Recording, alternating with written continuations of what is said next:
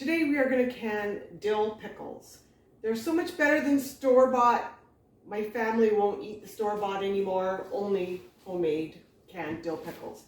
So when you buy at the store, if you want to go buy yourself a bag of your pickling cubes, make sure you get the smaller ones, not the big bread and butter pickles. You want the smaller. This year, they're not that, there's some that are fairly big actually this year. I do like it when there's also quite a few smalls when you're trying to pack your jars. It's nice to get those small ones in the very top of your jar. So the smaller the better for fitting them in the jars, but that's okay. So if you're gonna have a 10-pound bag, today I'm gonna do 40 pounds. You need one bunch of dill per 10 pounds. A 10-pound bag will give you about 8 jars. Those are your 1-liter jars of pickles. So when you buy your dill, it comes in these bunches. I always clip off my dill heads. Make sure you get about 8 jars worth out of here. Sometimes what I find is if there's a lot of small ones on there, you might need to put 2 or 3 small dill heads in a jar.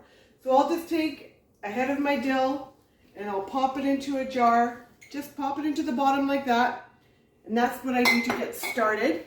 I do see I have a few here that have a bunch of little ones in just because they didn't have very many of the big heads in. So I have like 4 or 5 tiny little ones in there. Just make sure you get about 8 jars per bunch of dill. If you have a little extra, great, because if you can't pack your jars very tight, you might actually need about 9 jars per 10-pound bag. So I'm going to get started on that. I've got my jars getting ready for the packing, but this is just your first step. Get your jars ready, get some of your cukes in the sink to get them clean, get your dill in the jars, and we're going to get packing in a few minutes. Alright, so I've got my pickles, or my cukes, in the sink, getting them clean. It also makes it easier for packing if they're wet. What you want to do is get the big ones in your jars first. These are quite big. I'm not very happy about the size of these this year. Every year it's a little different. You just never know what you're going to get. Usually the pickling cukes are only up to about 3.5 inches at the most. Some of these are like 4 inches or so. They're quite big and it makes it very difficult for packing. So you want to get a layer of the big ones in the bottom of your jar, and then you're going to work up for your top layer to get some smaller ones in, and save some of these little guys to try and fit inside in these other areas, and you're going to have to really push to get them in because you don't want them sticking up. You want to try to keep them below, so you don't want them, give them about a 1/2 inch head space there. But you also want to pack tight so you don't have too many pockets in there, because then you're going to end up using a lot of brine to put in there, and you just need that much more. So what I have here is got my jars are packed, ready to go. So what I have here is my canner, got it about half full, and I'm heating that up to put my jars in. And I also have my brine over here, which I'm heating up. And my brine recipe, I have 21 cups of water, 7 cups of vinegar, and 1 cup of, make sure it's pickling salt, okay? Your pickling salt. So, and I only have dill. If you wanted garlic, just make sure you had thrown garlic in the bottom of your jar before you put your pickles in, otherwise you wouldn't get the garlic in there. The brine, I'm going to have to be restocking that as I fill my jars. I can't remember how many, I think it makes probably about 13, 14 quart jars for that amount of brine. So I'm going to be replenishing that as I run it through. I can only fit 7 jars in my canner at a time. So after I've done 2 loads, I'll already be getting another batch of brine for the other 14 or so jars. So get packing your jars, and I'll show you what it looks like when we put them in the canner. Alright, so my canner is ready to go, and my brine is ready. I also have some seals and some hot water. I like to put it in here to soften the ring of the rubber of the seals. I just keep that set aside in just some hot water. I've got my brine and my jars. So I've got a set of 7 jars set up to the side here. This is a very handy little sifter, or what do you call that, a funnel. And actually my handle's quite hot here. And we're going to pour our brine in. So this actually just helps keep the ring of your jars clean. So if you look up on the side of your jar here, you just want to make sure that you're bringing your brine up to about a ½ inch from the top, so where the rings start. And I'll slide that over. See, I had a couple of pickles there that were sticking up just a little bit too far. So I just sliced them off. That's okay. Get your seal on there and a ring right away. And get your 7 jars to set aside. And we're going to get them all in the canner at the same time. So I'm just going to quickly fill all of these up and then put them in the canner. Alright, so I'm getting my jars in the canner. I can fit 7 in at a time. And you're going to lower that into your hot water. It has to be boiling water. You want to make sure that your jars are covered over by about 1 inch of hot water. If you don't quite have enough, have some boiled water on the side just to make sure that they're completely covered. And I'll get my lid on.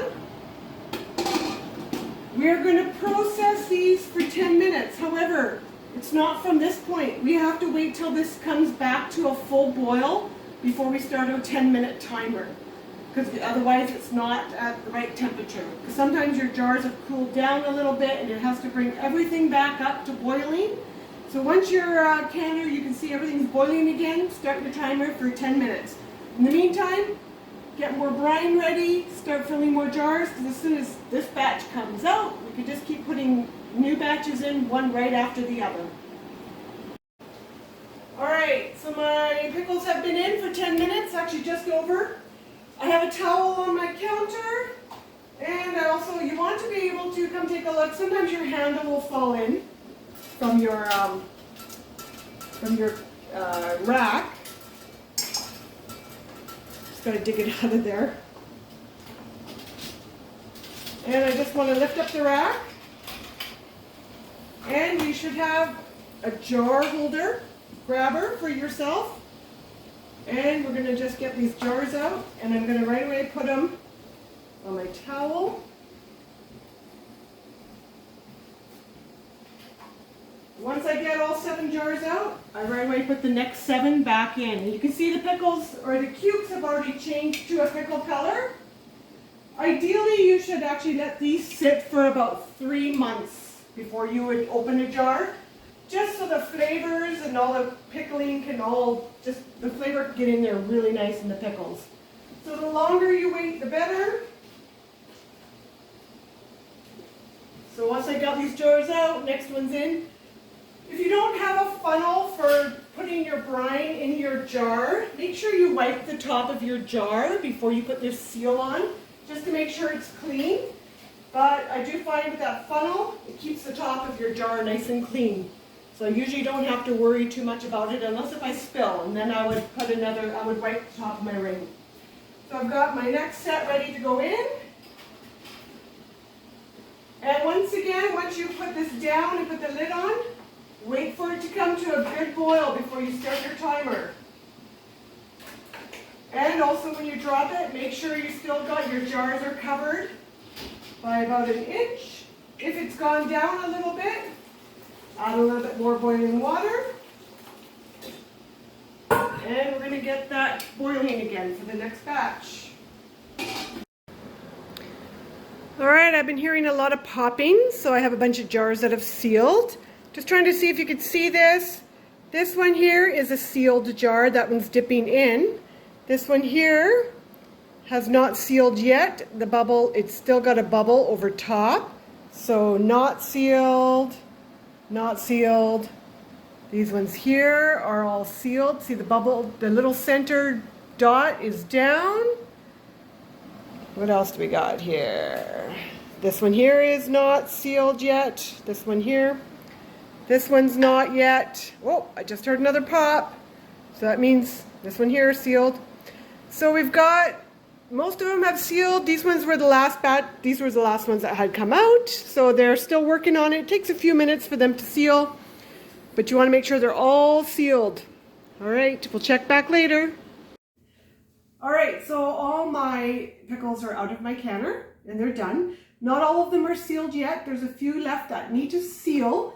You'll be able to see, if you get the light angle correct, you'll be able to see that some of them, you can see the divot going down. Oh, that just popped. I don't know if you just saw that. Some of them, let's see, I got this one here and this one here still have a little bubble on the top, like a button. They still have to seal. This one still has to seal. You'll be able to tell that they'll sound different. But if I would tap one that's not sealed, they sound different if they're not sealed. So you'd have to just give it time. It does take some, just a little longer to seal, because they seal as they cool down and they vacuum seal.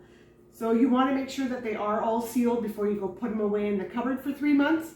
If you do get one that does not seal for whatever reason, just put it in your fridge for a month or two and then just use it first before you use your other ones that seal.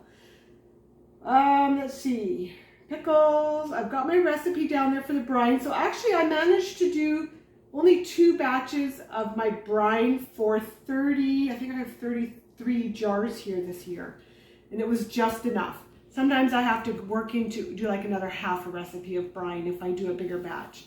So this was 40 pounds, gave me about 33 jars of pickles.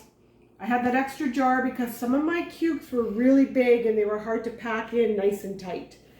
So give it a try, homemade dill pickles. They are fantastic. Canning is a lot of work, but it's so worth it. It tastes so good.